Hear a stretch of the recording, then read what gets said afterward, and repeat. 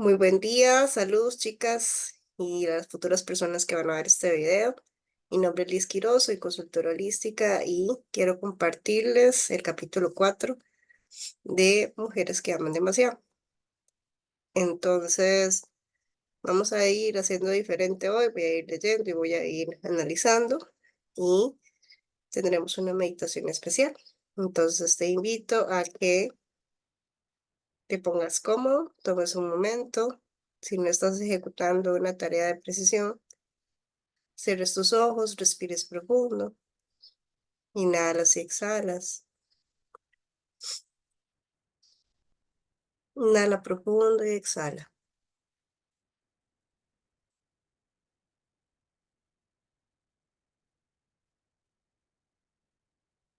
Visualiza una luz verde, rosa, que baja del cielo,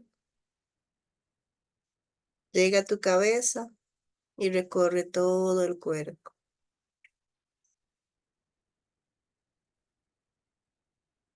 Esta luz verde, rosa, nos ayuda a sanar, a limpiar a través del amor incondicional.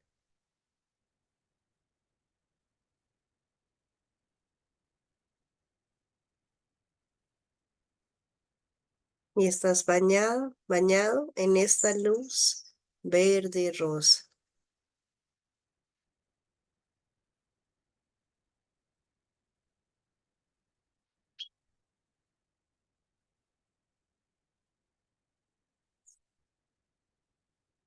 Esta luz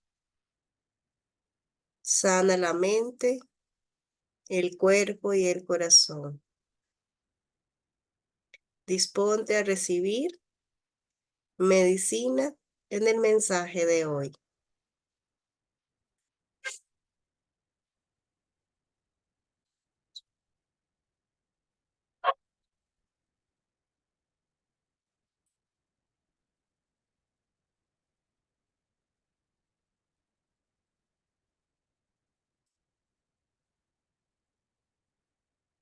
Y voy a pedir guía a los ángeles de la sanación, a los ángeles del amor incondicional, ángeles de luz, 100% luz, que nos apoyen, que nos ayuden a grabar la medicina que ocupamos recibir del día de hoy.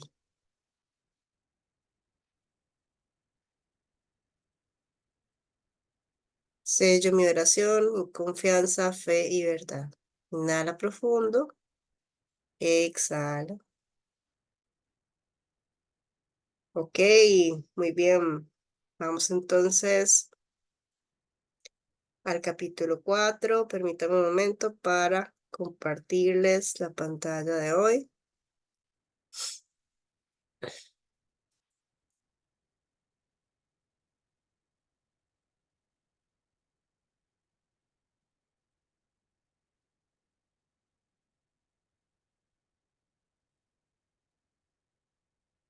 El título de este capítulo se llama La necesidad de ser necesitados.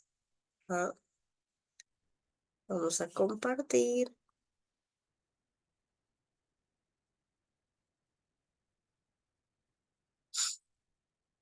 Ok, muy bien.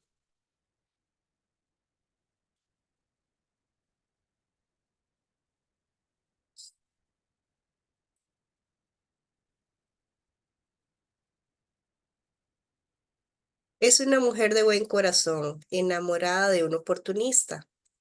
Lo ama a pesar de sus modales perversos que ella no entiende. Mujer de buen corazón.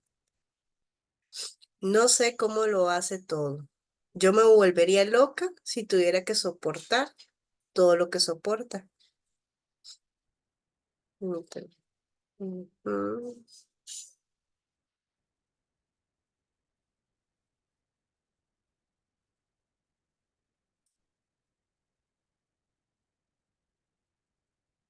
Y nunca la oí quejarse.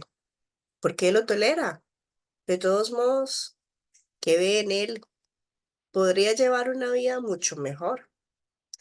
La gente tiende a decir esta clase de cosas sobre una mujer que ama demasiado, al observar lo que parecen ser sus nobles esfuerzos por demorar la relación aparentemente insatisfactoria. Pero las pistas que permiten explicar el misterio de su devoto apego, por lo general se pueden encontrar en las experiencias que tuvo cuando niña. Aquí encontramos el factor familiar. Vamos a ver cómo fue la historia de esta chica. La mayoría de nosotras crecemos y continuamos en los roles que adoptamos en nuestra familia de origen. Para muchas mujeres que aman demasiado, esos roles a menudo implican negar nuestras propias necesidades e intentar satisfacer las de otros miembros de la familia. Tal vez las circunstancias nos obligan a crecer demasiado rápido, a asumir prematuramente responsabilidades de adultas, porque a nuestra madre o a nuestro padre estaban demasiado enfermos, física o emocionalmente, oigan, no solamente una situación de salud física, sino puede ser enfermos emocionalmente al punto de cumplir sus funciones, para cumplir sus funciones propias. O quizás alguno de nuestros padres estuvo ausente debido a su muerte o a un divorcio.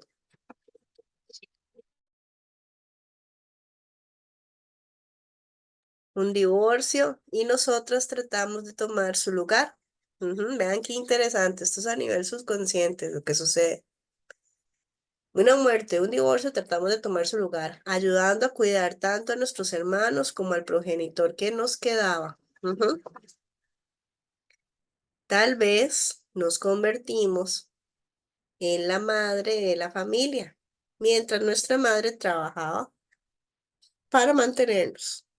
O quizás vivimos con ambos padres, pero debido a que uno de ellos estaba furioso, frustrado o infeliz y el otro no reaccionaba a eso con apoyo, nos encontramos en el rol de confidentes. Y vean aquí, uno es suplantar el lugar de la persona ausente y aquí es el rol de confidente. Ante la frustración o la furia o la infelicidad de uno de sus padres.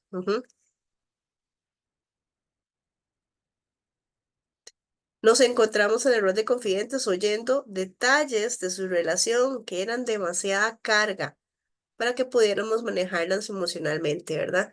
Entonces, un ejemplo de esto es un niño, una niña que escucha a su mamá, es que su papá no me ayuda, todo me toca a mí, yo también trabajo, me toca lo de la casa, tengo que atenderte en la escuela, esto no es justo, no me ayuda con las compras, no me ayuda a esto, pero sí sale de fútbol, sí va con sus amigos de noche, la carga toda me queda a mí, es que tu papá no, ayúdame tú con esto, pues vaya sacando la ropa porque yo no tengo ayuda. Entonces ahí se cumple este rol de confidente. ¿Ok? Entonces, eso para un niño es mucha carga, es demasiada carga a nivel emocional. De saber que un padre hace o no hace, ¿verdad? De las responsabilidades que le tocan. Escuchábamos que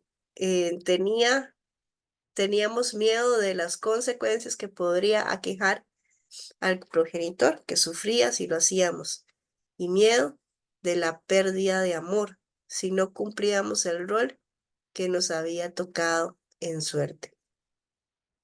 Por eso no nos protegíamos y nuestros padres tampoco nos protegían porque necesitaban vernos más fuertes de lo que éramos en realidad.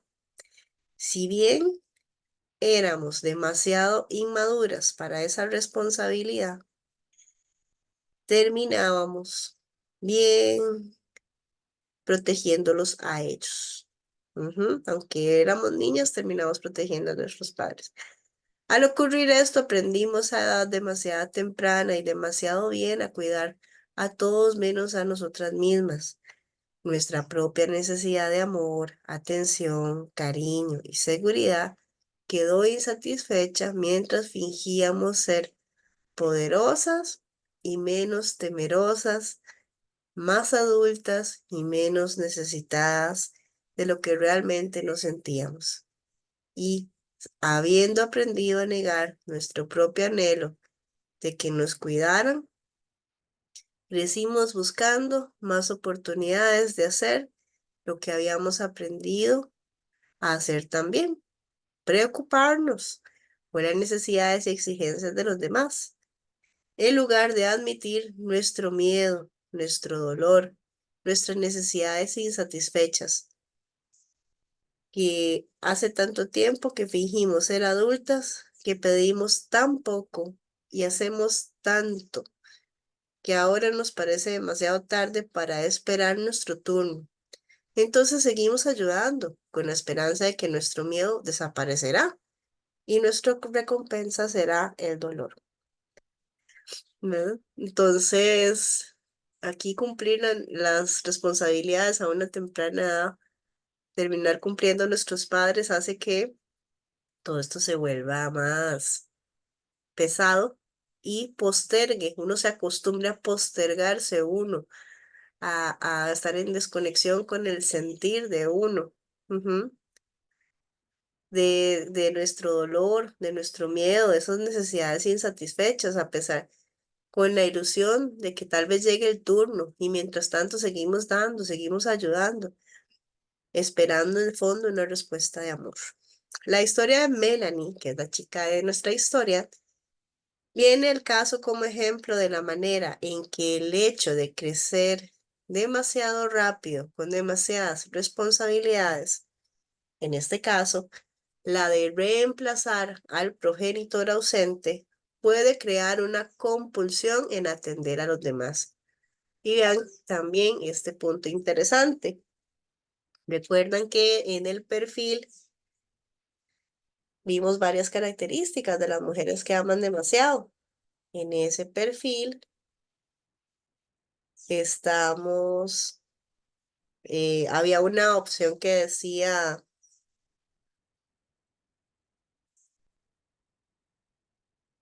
había una opción que decía, eh, se, se encarga de la vida del otro,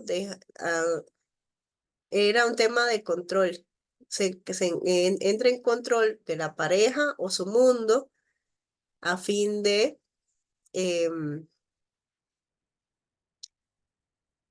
a fin de evitar conectarse con sí mismas, como por ejemplo ser útil, ser útil.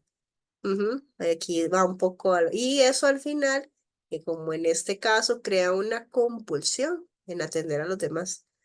El día que nos conocimos, al terminar una charla que yo había dado a un grupo de estudiantes de enfermería, no pude evitar notar su rostro en un estudio de contrastes. La nariz pequeña y respincada, sus pecas y las mejillas con profundos hoyuelos y muy blancas le daban un atractivo de aire travieso.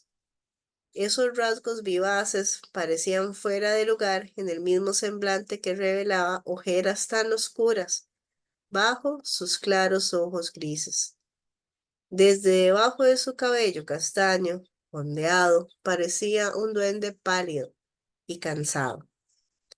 Había esperado a un lado mientras que yo conversaba durante bastante tiempo con cada uno de los estudiantes que se habían quedado luego del fin de mi conferencia.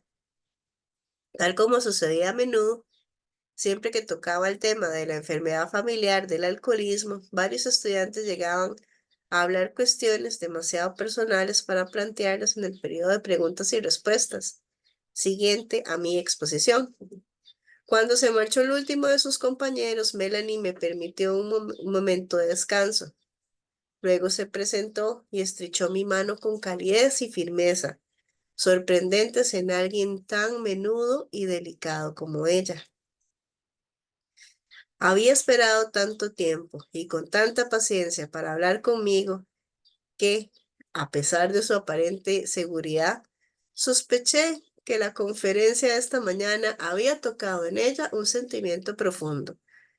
Para darle una oportunidad de explayarse, la invité a caminar por el parque universitario. Mientras yo recogía mis cosas y salíamos de la sala de conferencias, ella conversaba con afabilidad, pero a la vez que salimos al gris mediodía de noviembre, se volvió silenciosa y meditativa. Caminamos por un sendero desierto, donde el único sonido era bajo nuestros pies, el crujido de las hojas caídas de los sicomoros.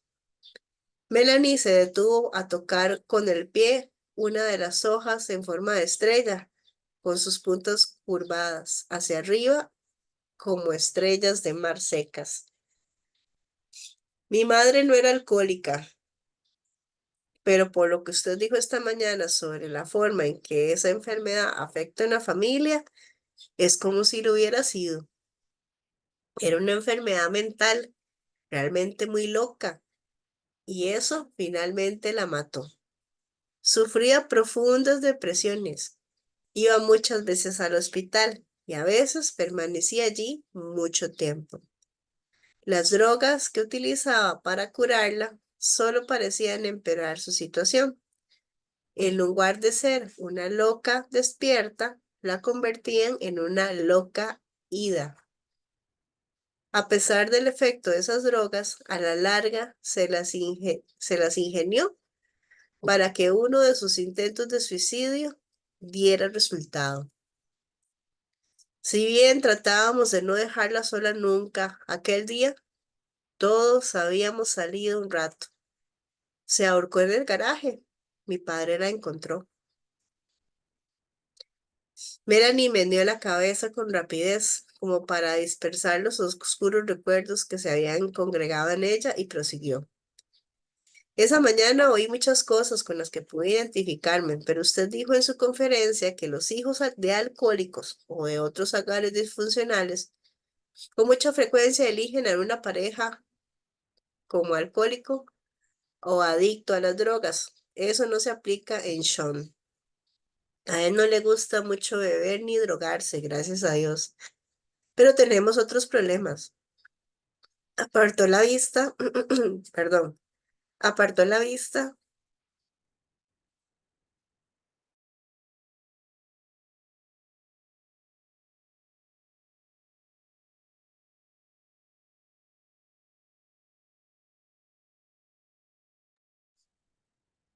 retomando, vamos a ver. Entonces sabemos que Sean era diferente, ¿verdad? Por lo general puedo encargarme de todo, pero está empezando a afectarme. Luego miró de frente y se encogió de hombros. Me estoy quedando sin comida, sin dinero y sin tiempo. Eso es todo, imagínense. Dijo eso como si fuera la culminación ingeniosa de un chiste, a la que hubiera que reaccionar con diversión, sin tomarlo en serio. Tuve que estimularla para que me diera detalles, lo cual hizo con tono desapasionado. Sean se ha marchado otra vez. Tenemos 3 hijos. Susie, de 6, Jimmy, de 4, y Peter, de 2 y medio. Estoy trabajando parte del tiempo como empleada en un hospital tratando de conseguir mi título de enfermera y mantener la casa. En general, Sean cuida a los niños cuando no está en la escuela de arte o cuando no se ha marchado. Con amargura dijo, nos casamos hace 7 años. Yo tenía 17 y acababa de terminar la escuela secundaria. Entonces, vean qué joven. Tenía 24. Él hacía trabajos como actor, estudiaba parte del tiempo. Yo solía ir a su apartamento los domingos y les cocinaba aquellos verdaderos festines. Yo era su chica de los domingos por la noche. Los viernes y sábados él tenía actuación o salía con otra persona. De todos modos, me gustaba, de todos modos me querían en ese apartamento. Mis comidas eran lo mejor que les pasaba en toda la semana. Solían bromear con Sean, diciéndoles que debía casarse conmigo y dejar que yo lo atendiera. Creo que a él le gustó esa idea porque eso fue lo que hizo. Me pidió que se casara, me pidió que me casara con él y por supuesto acepté. Interesante. Yo estaba encantada, era tan apuesto. Mire, abrió un bolso y sacó un pequeño estuche de fotografías. La primera era de Sean. Sus ojos, sus pómulos marcados, un mentón con un hoyuelo profundo, combinaban en un rostro meditativo y atractivo. Era la versión de tamaño pequeño de lo que parecía una fotografía tomada para la publicidad de un actor o modelo. Le pregunté si lo era, y Melanie confirmó que sí, y nombró a un famoso fotógrafo que había hecho el trabajo. Parece un perfecto Heathcliff, observé, y ella sintió con orgullo. Miramos otras fotografías que mostraban a tres niños de diversas etapas de desarrollo, gateando, empezando a caminar, soplando velitas de cumpleaños, con la esperanza de ver una fotografía menos menos en pose de Sean, y comenté que él no aparecía en ninguna de las fotos de los niños. No, por lo general, él las toma. Tiene bastantes antecedentes en fotografía y además arte y actuación. ¿Trabaja en alguno de esos campos? Pregunté. Bueno, no.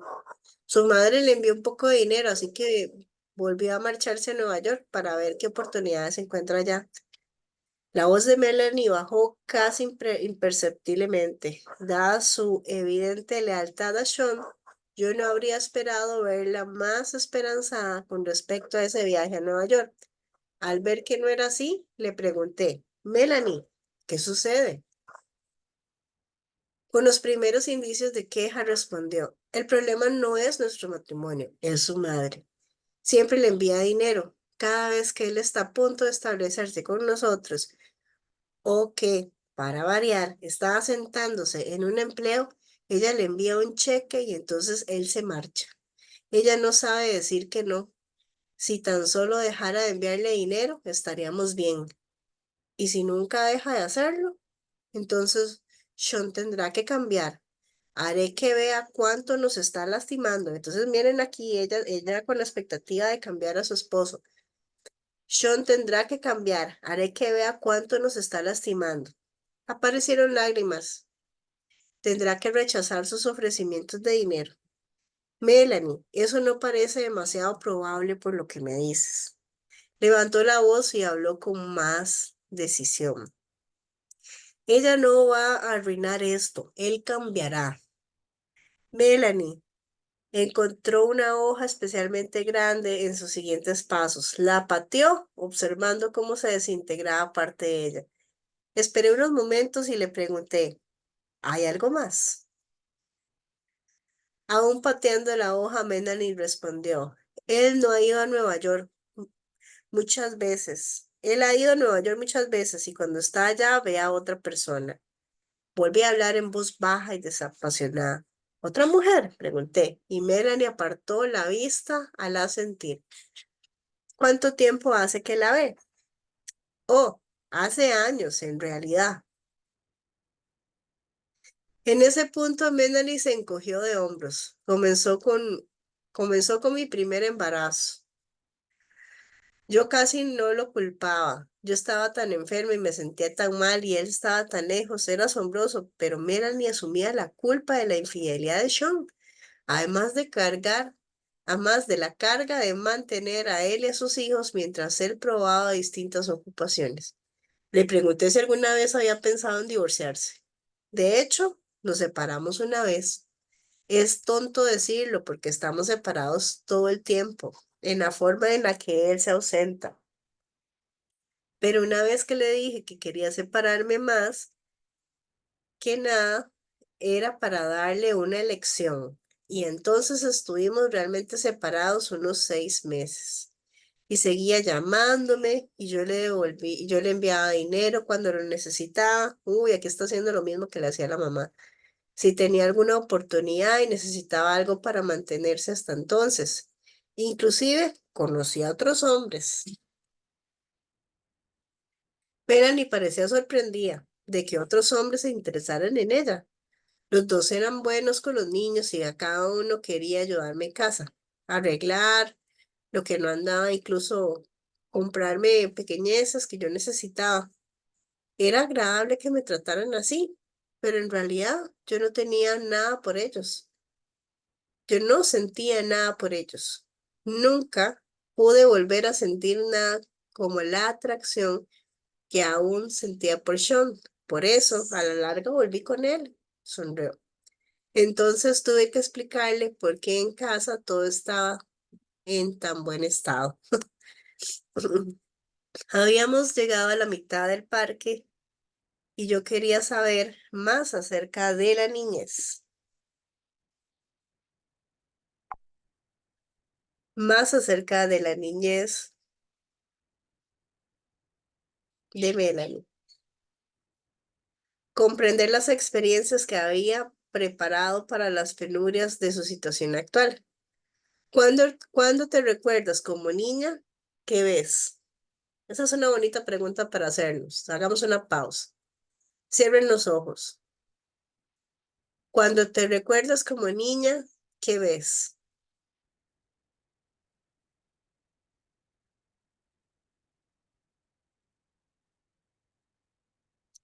Retomamos. ¿Qué encontraron? Después me lo pueden compartir. Le pregunté y ella frunció el ceño al recordar. Oh, es muy gracioso. Me veo con el delantal de la cocina, de pie sobre el taburete, frente a la cocina, revolviendo una cacerola. Yo era la tercera de 5 hijos y tenía 14 años cuando murió mi madre. Pero empecé a cocinar y a limpiar mucho tiempo antes, porque ella estaba muy enferma. Después de un tiempo, ella no salía nunca de esa habitación trasera. Mis 2 hermanos mayores consiguieron trabajo después de terminar la escuela para ayudar a mantener la casa. Yo me convertí en una especie de madre para todos. Mis 2 hermanas eran 3 y 5 años menores que yo, así que casi todo el trabajo de la casa dependía de mí. Pero nos las arreglábamos bien. Papá trabajaba y hacía las compras, yo cocinaba y limpiaba, hacíamos todo lo que podíamos. El dinero siempre escaseaba, pero no las arreglábamos. Papá trabajaba muchísimo y a menudo tenía 2 empleos. Por eso pasaba mucho tiempo fuera de casa. Creo que en parte lo hacía porque era necesario y en parte para evitar ver a mi madre. Todos la evitábamos cuando podíamos. Ella era muy difícil.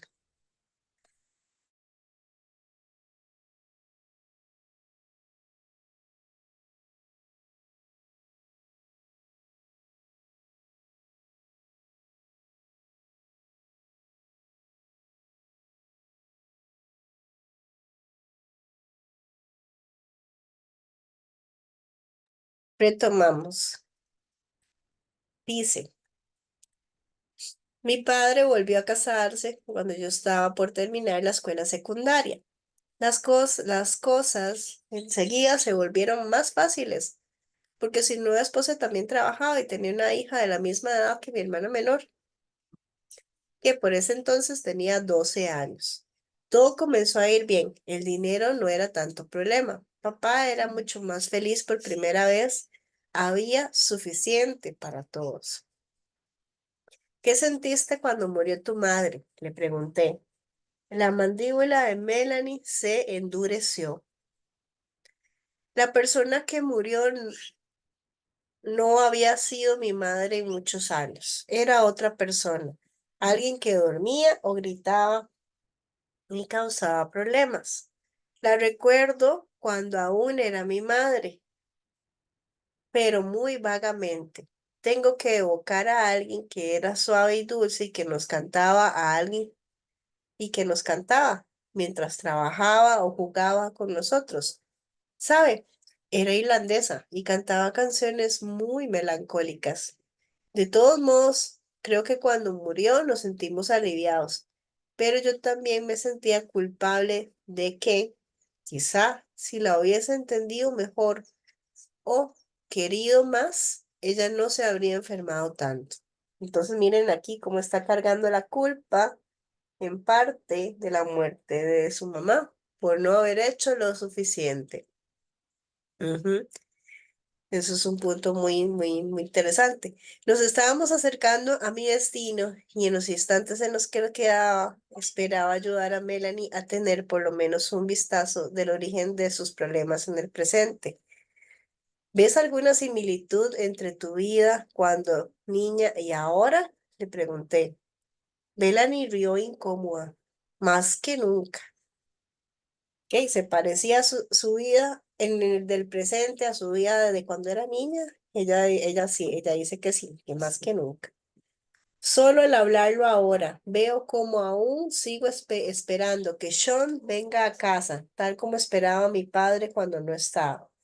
Y me doy cuenta de que nunca culpo a Sean por lo que hace, porque sus ausencias están destrozando, están mezcladas en mi mente con las de mi padre cuando se marchaba para poder mantenernos a todos. Veo que no es lo mismo y sin embargo siento lo mismo al respecto, como si yo fuera simplemente, como si yo debiera simplemente aprovechar la situación al máximo posible.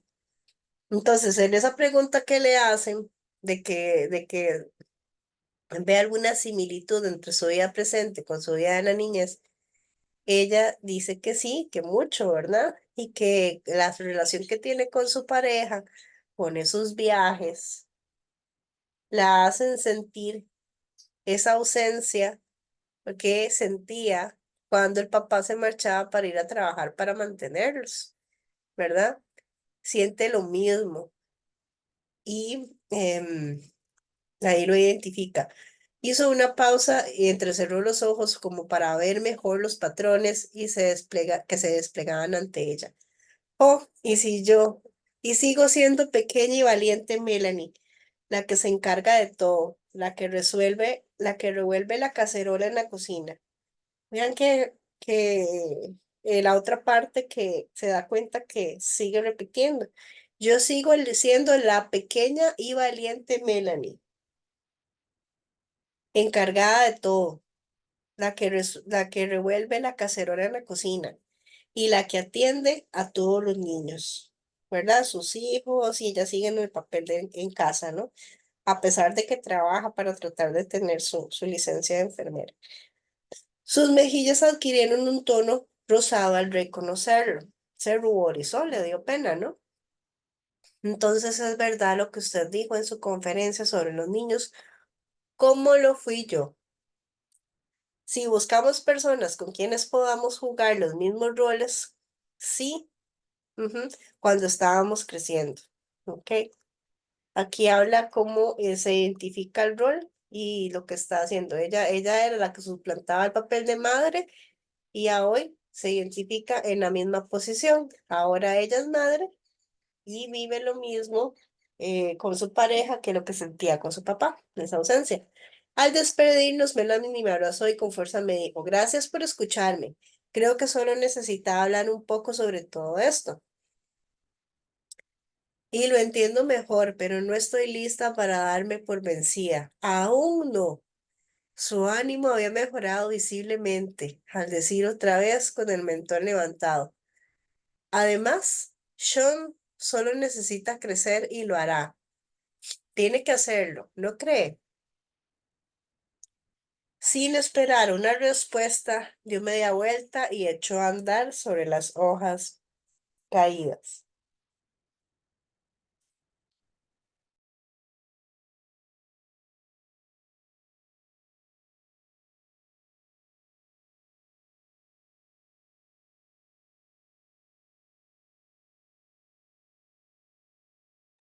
Que pueden notar en esto, que ella sigue con la esperanza y la creencia de que su esposo va a cambiar, de que va a crecer. Ujú. Bien, ok. En verdad, la comprensión de Melanie es ahora más profunda, pero había muchas otras similitudes entre su niñez y su vida actual que permanecían afuera de su conciencia. Dice, porque una joven tan brillante, atractiva, enérgica y capaz como Melanie necesitaría una relación tan cargada de dolor y penurias como la que tenía con Sean?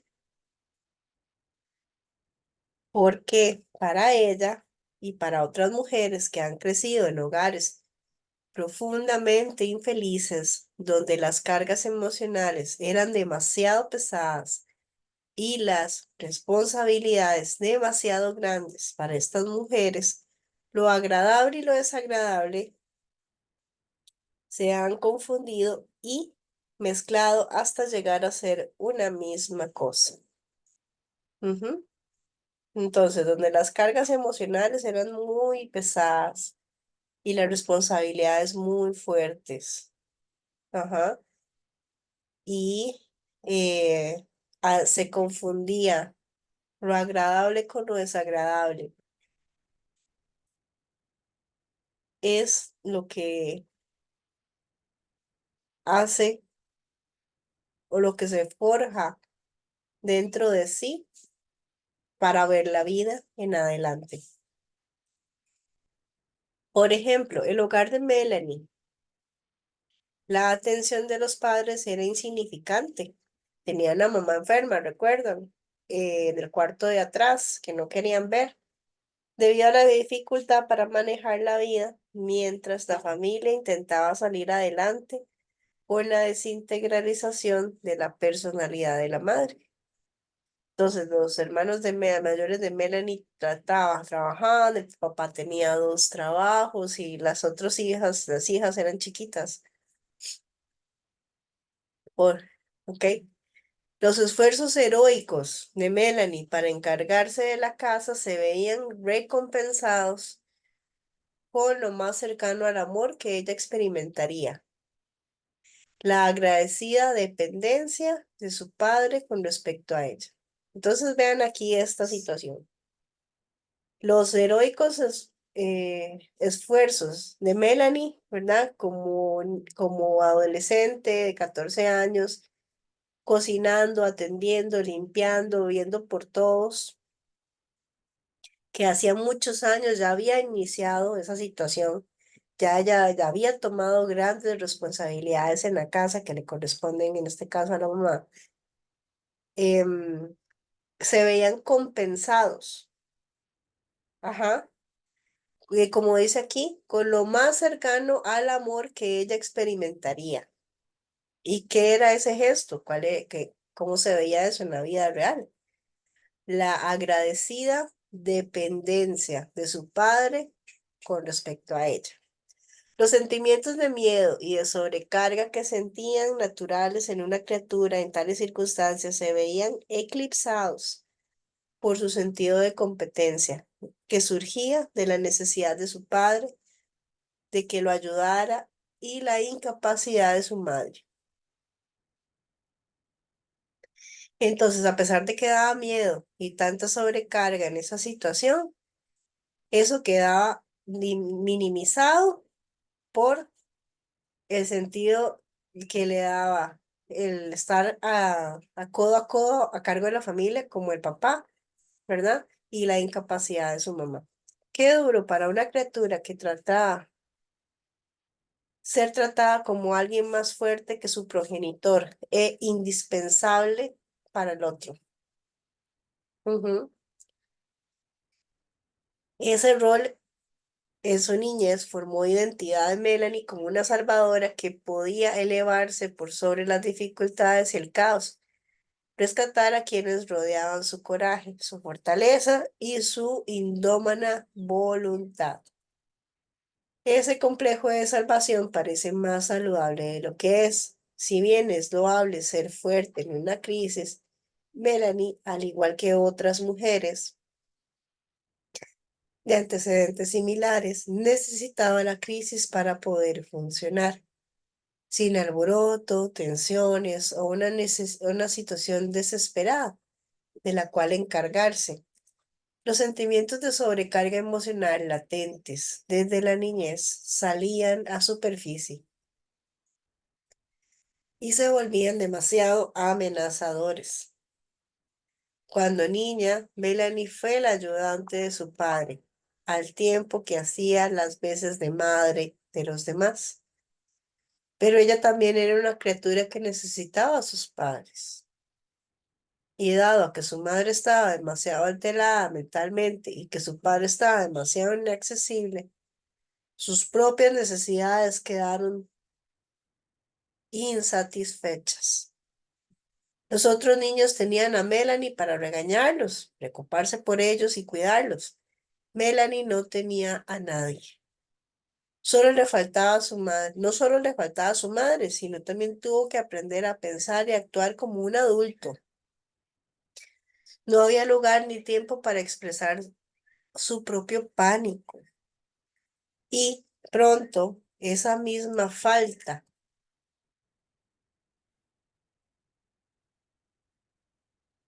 de oportunidad para tomar su turno emocionalmente comenzó a parecerle correcta. ¿Ok? Entonces, al no tener ella oportunidad de sentir o expresar su sentir, se asume que eso está bien, que sus necesidades insatisfechas así son, así tiene que ser, así, de eso se trata, ¿no? Esa está la confusión que se crea.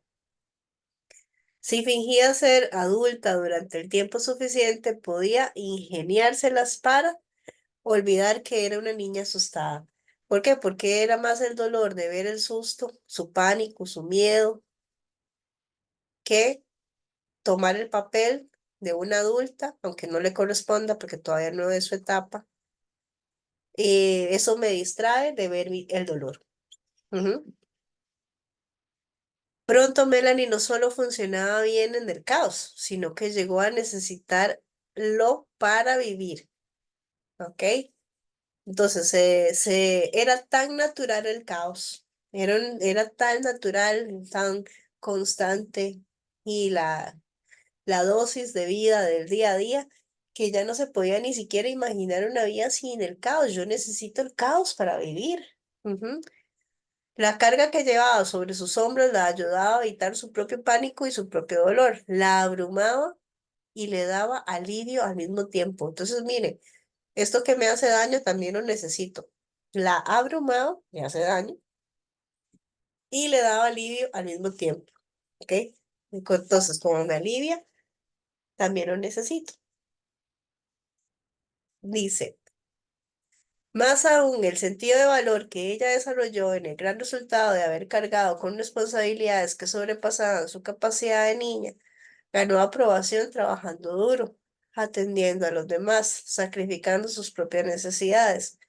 Así fue como el martirio también llegó a formar parte de su personalidad y se combinó con su complejo de salvadora para también hacer de Melanie un verdadero imán para alguien que implicaría problemas, alguien como Sean, debido a las inusuales circunstancias de su niñez, lo que de otra manera habrían sido sentimientos y reacciones normales, se exageran peligrosamente para Melanie. Resultará útil hacer un breve repaso de algunos de los aspectos importantes en el desarrollo infantil para entender mejor las fuerzas que están en el juego de la vida de Melanie. Entonces aquí vamos a ver aspectos de los niños. Y ya casi terminamos por acá. Dice, para los niños que crecen en una familia nuclear, es natural tener fuertes deseos de deshacerse del progenitor de su mismo sexo para poder tener al ser amado, el progenitor del sexo opuesto, solo para ellos.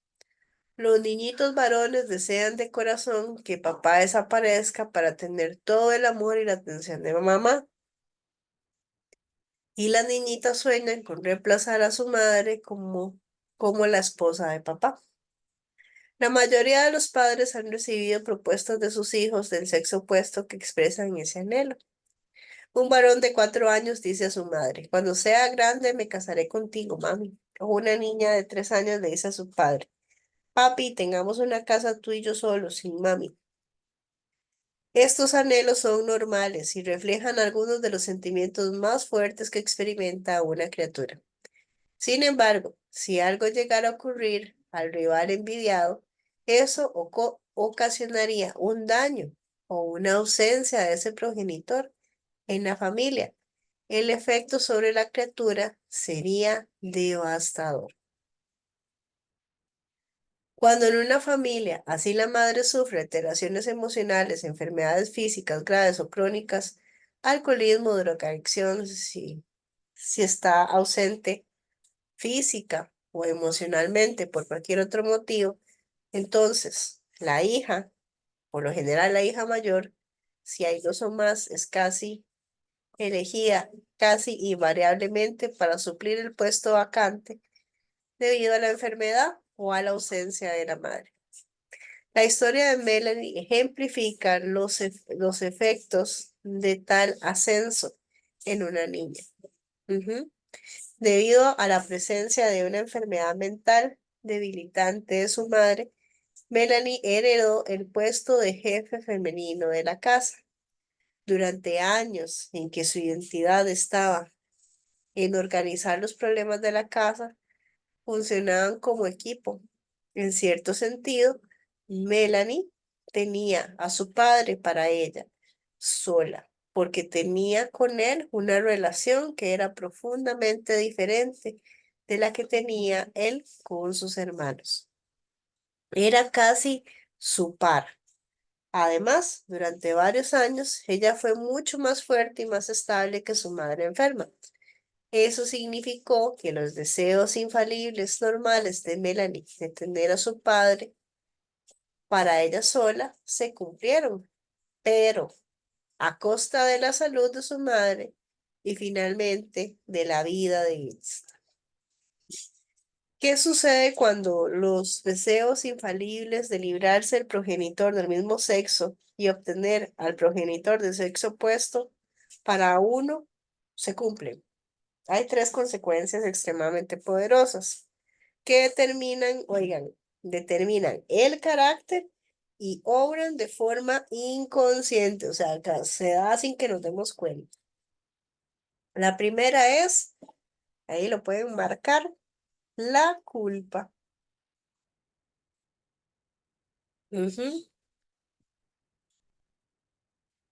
Dice así.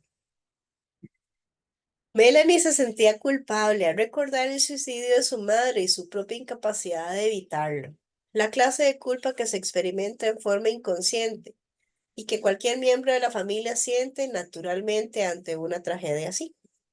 En Melanie, esa culpa consciente se vio exacerbada por su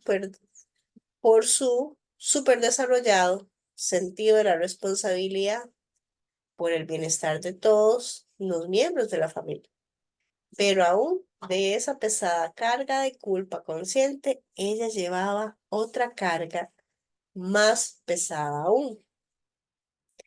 El cumplimiento de sus deseos infantiles de tener a su padre solo para ella solo produjo en Melanie una culpa inconsciente, además de la culpa consciente que sentía por no haber podido salvar a su madre mentalmente enferma del suicidio.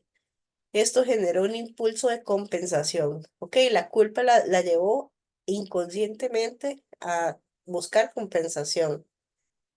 Y eso es una necesidad de sufrir y soportar penurias en modo de expiación. Ok, como sucedió esto, sucedió lo que yo decía en algún momento, ahora debo ser castigada, ¿no? Ahora, como soy culpable, merezco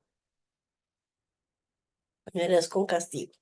Entonces, esa necesidad combinada con la familiaridad de Melanie con el rol de mártir creó en ella algo cercano al masoquismo.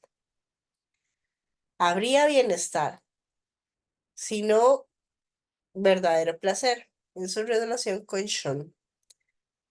Con todo su dolor, soledad, abrumadora responsabilidad inherentes. Segunda, entonces primero la culpa y ahora es la consecuencia de sus sentimientos inconscientes de la incomodidad ante sus implicaciones sexuales. El hecho de tener al progenitor deseado para uno mismo. Comúnmente, la presencia de la madre o en estos días de divorcios frecuentes, la de la otra compañera o la pareja sexual del padre, como una madrastra o novia, proporciona seguridad tanto al padre como a la hija. La hija está en libertad de desarrollar un sentido de sí misma, como alguien atractivo y amado a los ojos de su padre, y al mismo tiempo sentirse protegida como alguien atractivo y amado a los ojos, como un cumplimiento abierto de impulsos sexuales que inevitablemente se generan entre ellos por la fuerza del vínculo de su padre con una mujer adulta adecuada. Entre Melanie y su padre no se desarrolló una relación incestuosa, ¿ok? Eso vamos a dejarlo en claro. Pero dadas las circunstancias, bien podría haber sucedido. La dinámica que operaba en la familia está presente con mucha frecuencia cuando se desarrollan relaciones incestuosas entre padres e hijas. Cuando una madre, por el motivo que fuere, abdica su rol apropiado como pareja de su esposo y madre de sus hijos y provoca el ascenso de una hija a ese puesto, está obligado a convertirse en objeto de impulsos sexuales de su padre.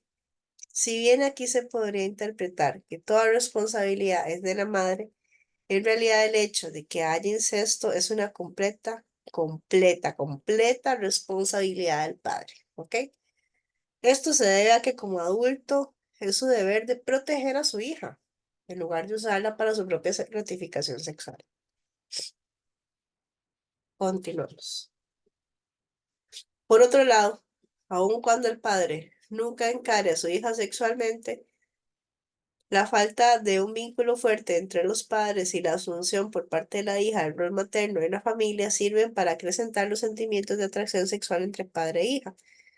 Debido a una relación estrecha, es probable que la hija tenga una conciencia incómoda de que el interés especial de su padre por ella tiene ciertos matices sexuales, o bien la inusual accesibilidad emocional del padre puede hacer que la hija encuentre en él nacientes sensaciones sexuales más de lo que habría en circunstancias normales. En un esfuerzo de evitar la violación, aún en pensamiento del poderoso tabú del incesto, tal vez ella se sensibilice a la mayoría o incluso a todos sus sentimientos sexuales. La decisión de hacerlo nuevamente es inconsciente, una defensa contra el más amenazador de los impulsos, la atracción sexual hacia un progenitor. Como es inconsciente, esta decisión no se examina ni se revierte con facilidad. El resultado es una joven que puede sentirse incómoda con cualquier sentimiento sexual debido a las inconscientes violaciones del tabú en el que se asocian con ellos. Cuando esto sucede, la atención maternal puede ser la única forma inocua de expresar amor. Actuar amorosamente como una madre es la única forma de expresar y compartir el amor. La forma principal en que Melanie se relaciona con Sean consistía en sentirse responsable por él. Esa era la forma en que veía en su pareja. Hacía mucho tiempo que eso había convertido en su manera de sentir y expresar el amor. Cuando Melanie tenía 17 años, su padre la reemplazó por una nueva esposa, un matrimonio que ella aparentemente recibió con alivio.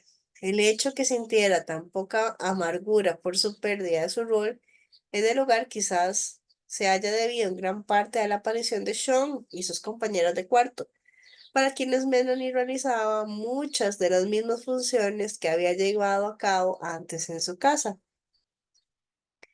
Si esa situación no hubiese llegado a convertirse en un matrimonio con Sean, Melanie podría haberse enfrentado a una profunda crisis de identidad, pero no fue así. Melanie quedó embarazada de inmediato y volvió a recrear su rol de encargada, mientras Sean cooperaba comenzando, al igual que el padre de Melanie, a ausentarse gran parte del tiempo. Ella le enviaba dinero. Oigan, ella le enviaba dinero, aún mientras estaban separados, compitiendo con la madre de Sean para ser la mujer que lo cuida mejor. Era una competencia que ya había ganado con su propia madre en relación con su padre. Ya lo inconsciente que es esto. Durante su separación de Sean, Cuando aparecieron en su vida otros hombres que no necesitaban sus cuidados maternales y que, de hecho, trataron de invertir los roles, ofreciéndole la ayuda que tanto necesitaba, no pudo relacionarse con ellos emocionalmente, solo se sentía cómodo proporcionando atención. La dinámica sexual de la relación de Melanie con Sean había proporcionado un poderoso vínculo entre ellos, que sí creaba la necesidad de Sean por la atención de Melanie. De hecho, la infidelidad de Sean simplemente proporcionó a Melanie otro reflejo de su experiencia infantil. Debido al avance de su enfermedad mental, la madre de Melanie se convirtió cada vez más vaga, apenas visible, otra mujer que estaba en la habitación trasera de la casa, emocional y físicamente apartada de la vida y los pensamientos de Melanie. Melanie manejaba su relación con su madre manteniendo la distancia y evitando pensar en ella. Más tarde, cuando Sean se interesó por otra mujer, esta también era alguien vago y distante, a quien Melanie no percibía como una verdadera amenaza a lo que era. Al igual que su anterior relación con su padre, una sociedad algo asexual pero práctica. No olvidemos que el comportamiento de Sean no carecía de precedentes. Antes de que se casaran, su patrón establecido de conducta había consistido en buscar la compañía de otras mujeres al mismo tiempo que permitía que Melanie se ocupara de sus necesidades prácticas, menos románticas. Melanie lo sabía y aún así se casó con él. Hay una parte al inicio en donde se conocen cuando ella decía que llegaba y que sea, yo soy la chica de Sean los domingos. Em, el viernes y sábados él trabaja y el otro día sale con alguien o con sus amigos, sale con alguien, ¿no? Ya era algo que ella sabía y acepta casarse. Después del matrimonio, ella inició una campaña para cambiarlo mediante la fuerza de su voluntad y su amor. Ahí falta una R. Esto nos lleva a la tercera consecuencia del cumplimiento de los deseos y fantasías infantiles de Melanie, su creencia en su propia omnipotencia. Yo lo voy a cambiar, él se va a dar cuenta, él tiene que madurar, lo hará, no tiene de otra. Su creencia en su propia omnipotencia. Yo voy a hacer que eso suceda. Los niños normalmente creen que ellos, sus pensamientos y sus deseos tienen un poder mágico y que son la causa de todos los acontecimientos significativos en la vida. Comúnmente, sin embargo, aun cuando una niñita desee con ardor ser la pareja de su padre para siempre, la realidad le enseña que eso no es posible. Le guste o no, a la larga debe aceptar el hecho de que la pareja de su padre es su madre. Es una gran lección, es una gran lección en su joven vida. Aprender que ella no siempre puede lograr, mediante el poder de su voluntad, lo que más desea. En efecto, esta lección contribuye mucho a deshacer su creencia en su propia omnipotencia y la ayuda a aceptar las limitaciones de su voluntad personal. En caso de la joven Melanie, sin embargo, ese poderoso deseo se cumplió. En muchos aspectos, ella no reemplazó a su madre, aparentemente por los poderes mágicos de sus deseos y su voluntad. Ella ganó a su padre para sí misma. Luego, con una im- impertérrica creencia en el poder de su voluntad para provocar lo que deseaba, se vio atraída a otras situaciones difíciles, emocionalmente intensas, las cuales también intentó cambiar por arte de magia. Los desafíos que más tarde enfrentó sin quejas, armada solo con su voluntad. Un marido irresponsable, inmaduro e infiel. la carga de criar 3 hijos virtualmente sola, severos problemas económicos y un exigente programa de estudios, además de un trabajo por tiempo parcial, fueron prueba de ello. Shaw proporcionó a Melanie un personaje perfecto para realizar sus esfuerzos de cambiar a otra persona a través del poder de su voluntad. ¿Ok? Una de las características del perfil de estas mujeres es, como no pude cambiar a mi progenitor, a mis progenitores, yo voy a cambiar, yo voy a poner toda mi ayuda y mi amor para cambiar a la pareja. Ujú. Tal como él satisfacía las otras necesidades fomentadas por el rol pseudo adulto de Melanie en su niñez. El hecho de que le daba amplias oportunidades de sufrir y soportar y evitar la sexualidad mientras ejercía su predilección por la atención y el cuidado de su familia. A esta altura debe ser bien claro que Melanie no fue de ninguna manera una víctima infortuna de un matrimonio feliz, todo lo contrario. Ella y Sean satisfacían todas las necesidades psicológicas mutuas más profundas. Era una pareja perfecta. El hecho de que los obsequios monetarios oportunos de la madre de Sean constituyeran un conveniente impedimento para cualquier impulso de crecimiento a la madurez era realmente un problema en ese matrimonio, pero no. Como prefería verlo Melanie, el problema. Lo que en realidad funcionaba mal era de que se trataba de dos personas cuyos patrones inadecuados de vida y cuyas actitudes hacia la vida, si bien no eran de ningún tipo idénticos, se complementaban también que, de hecho, se capacitaban mutuamente para seguir siendo infelices. Ok, esto es un párrafo duro, ¿verdad? El problema no era que la mamá de Sean le mandaba plata. El problema era que sus patrones inadecuados de vida, sus actitudes hacia la vida, aunque no eran los mismos, se complementaban y se apoyaban en el hecho de seguir siendo infelices. Imaginemos a los dos, Sean y Melanie, como bailarines en un mundo en el que todos bailan y crecen aprendiendo sus rutinas individuales, debido a acontecimientos personales particulares. Y más que nada, al aprender de bailes que se realizaron con ellos durante toda su niñez, tanto Sean como Melanie desarrollaron un repertorio único de gestos, movimientos y pasos psicológicos. Un buen día se conocieron y descubrieron sus estilos distintos de bailar. Al hacerlo juntos, se sincronizaban mágicamente en un dúo exquisito, un perfecto pas-deux de atracción y reacción. Cada movimiento que hacía uno se veía correspondido por el otro, lo cual daba como resultado una coreografía que permitía que sus estilos fluyeran sin interrupción, girando una y otra vez. Cada vez que Sean se desligaba de una responsabilidad que ella apresuraba para asumirla.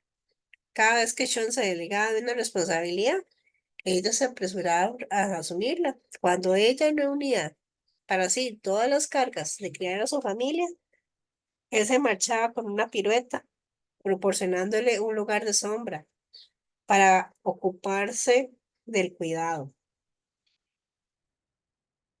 Un momentito.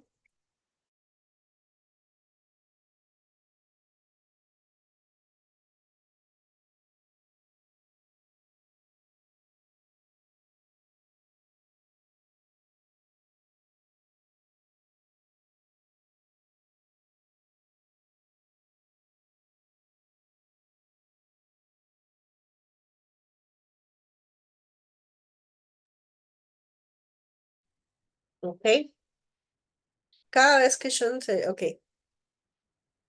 Cuando él buscaba otra compañía femenina, él en el escenario, ella suspiraba con alivio y apresuraba su danza para distraerse. Mientras él se alejaba bailando y salía del escenario, ella realizaba un perfecto paso de espera, girando una y otra vez. Para Melanie a veces era un baile excitante, a menudo solitario. Ocasionalmente era avergonzante o agotador, pero lo último que deseaba era detener el baile que conocía. También, ujú, los pasos, los movimientos, todo le parecía también que estaba segura de que ese baile se llamaba amor. Y entonces aquí podemos ver esa sincronización para la infelicidad, podríamos decirle también de esa forma. ¿Ok? Como yo tengo heridas y programación mental desde mi experiencia de vida, desde mi niñez y cómo yo concuerdo, eh, atraigo, genero, encuentro una pareja que me hace cumplir toda mi programación desde sufrimiento, de culpa, de infelicidad, de mi programación, en este caso de Melanie, de ser amor de madre, la que atiende y cuida de todo, la que lleva la responsabilidad a carga, ella encuentra su semejante en una pareja y también se ve ahí en los ejemplos de cuando encontró, cuando se separaron por 6 meses y estuvo con 2 hombres. Y ella seguía cuidando de forma maternal a Sean, mandándole plata. Estaban separados, pero ellos seguían mandándole dinero. Se permitió conocer a 2 hombres que no estaban en esa sintonía de Sean y que le demostraban cómo podía ser útiles y brindar apoyo completamente diferente a la programación de Melanie, pero eh, esos hombres son, ¿cómo es que dice este libro? Emocionalmente inaccesibles, porque no tienen caos para sufrir. Yo necesito a alguien que no esté accesible para mí. Yo necesito sufrimiento, yo necesito, ¿verdad? La programación, que alguien que responda a mi programación. Por eso es que aquí al final cierra con este encaje como de una danza, en donde él se alejaba y ella sentía alivio, estaba mayor del parte del tiempo sola y por allá se sincronizaban, ¿no?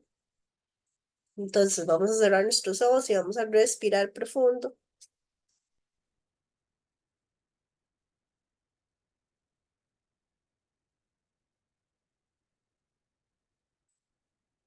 En silencio, nos conectamos con la respiración.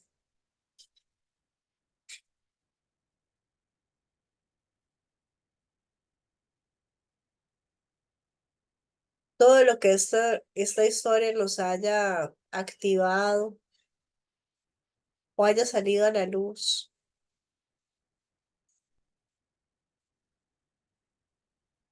todas esas tomas de conciencia, esas reflexiones sobre esta historia,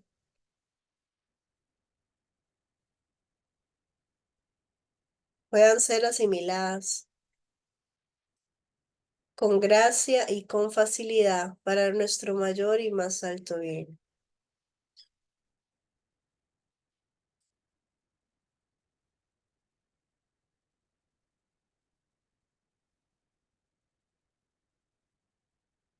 Así ya es.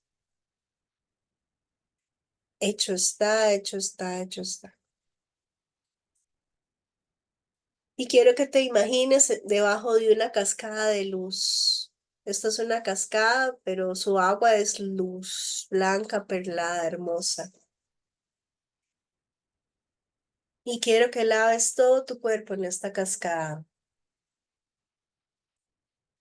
desde la cabeza hasta los pies.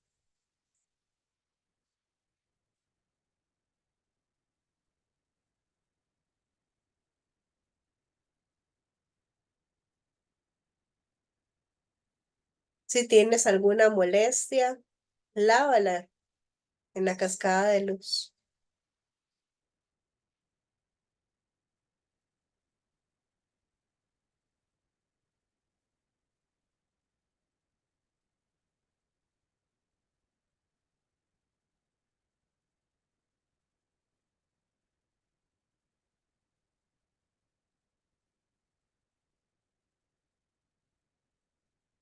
El agua de luz te deja completa, entera y radiante.